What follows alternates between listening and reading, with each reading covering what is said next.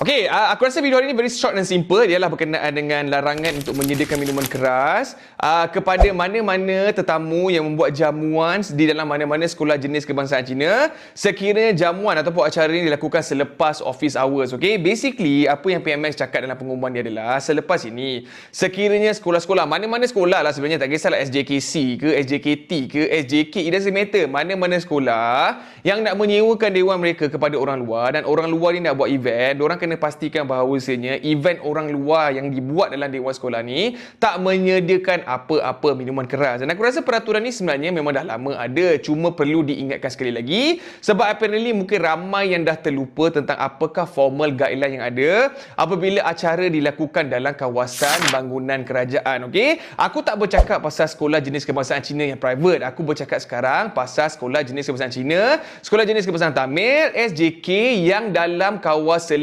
Kementerian Pendidikan dan Government of Malaysia. Okey, sekiranya sekolah private tak kisahlah dia nak buat apa, it doesn't matter, tapi bila bercakap pasal bangunan kerajaan memang ada pantang larang dia. Antaranya macam aku cakap lah, kau tak boleh serve minuman alkohol dalam acara yang dibuat dalam bangunan kerajaan. Bukan itu sahaja, okey, kau tak boleh juga biarkan mana-mana pengunjung yang masuk ke dalam dewan itu untuk menghisap rokok dalam kawasan dalam sekolah. Maknanya kalau dewan itu dalam kawasan sekolah, kalau selepas waktu sekolah pun walaupun tak ada murid, mana-mana orang pun memang masih lagi tak boleh nak hisap rokok dalam kawasan tu. Sebab apa? Sebab basically it is the rule, okey. Tetapi ada juga segitu-segitu yang cakap kita nak minum alkohol, kita nak minum minuman keras di luar waktu sekolah. Kita tak beri kesan kepada siapa-siapa pun. Budak-budak tu bukan ada untuk lihat apa yang terjadi ketika itu. Memang betul. Tetapi aku cuma cakap dengan korang, ini guideline. Maknanya tak kisahlah apa impact bila budak ni lihat ke, budak ni tak lihat ke, ada orang tahu, tak ada orang tahu ke.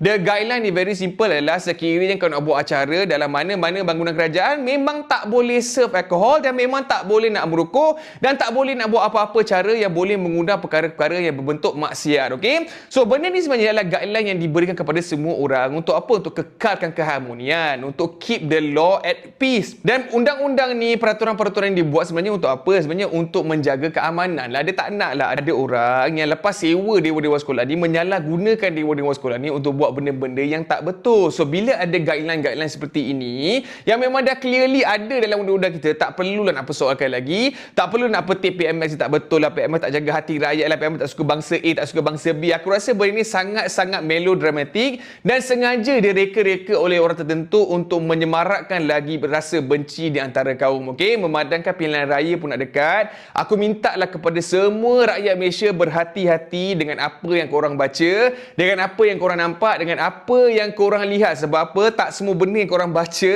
tak semua benda yang korang lihat adalah benda yang sebenarnya